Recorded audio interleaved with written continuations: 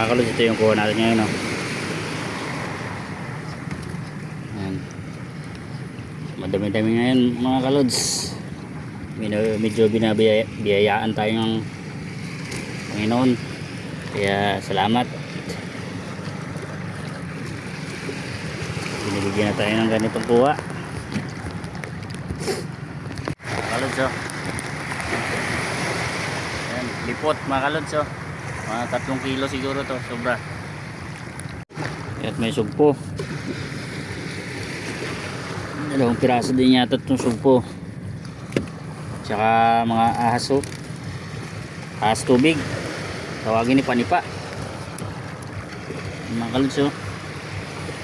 Dami-dami na yung ipon niya yan, pero hindi siya yung ipon na puti.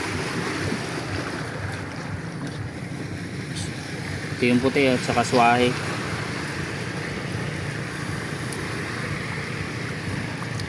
Yan, binibiyaan tayo ng Panginoon na kahit kunti meron tayong kuha. Paano meron na.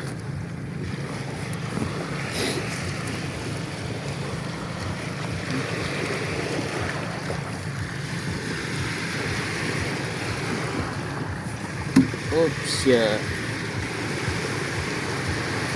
Oh no. Aray, kinagat tayo mga kalods. Agoy.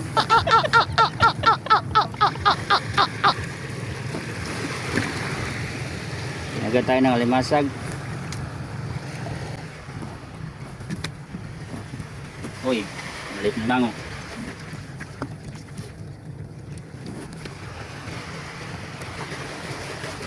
Tapos ito, gutay-gutay na.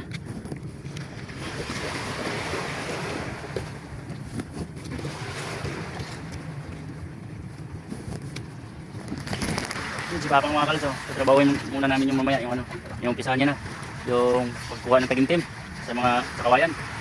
Yan yung tatrabawin namin ngayon. Pilihan muna natin ito para may bintay mo iba.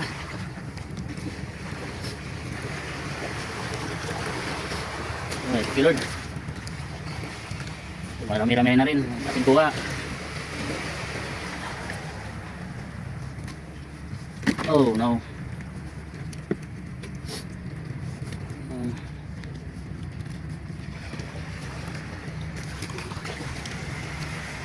Ahas tubig, oh. 3 piraso. 3 piraso ahas tubig.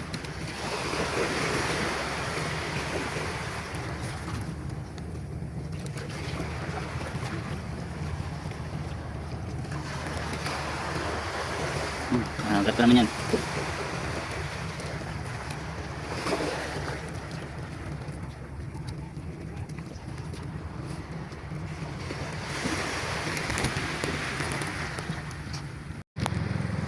Ito yung kukunin natin mga kalods, oh.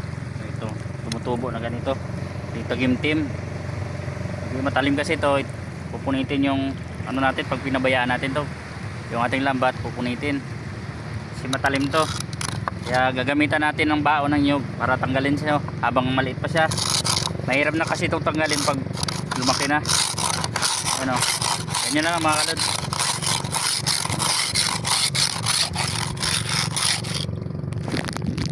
At yan ang mga kalods, tapos na. Hindi na tayo nakapag video habang gumagawa tayo kasi wala naman tayong paglagyan at wala tayong sabitan ng ating cellphone at wala ding humahawak. Ayan. Ito na, tapos na. Uwi na tayo.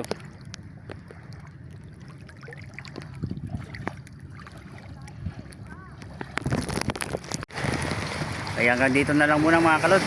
Salamat at binayaan tayo ng ganito. Kahit pa paano, mayroon na tayong marami-raming kuha. Kaya hanggang dito na lang muna mga kalods. Salamat sa inyong panonood. Thank you for watching.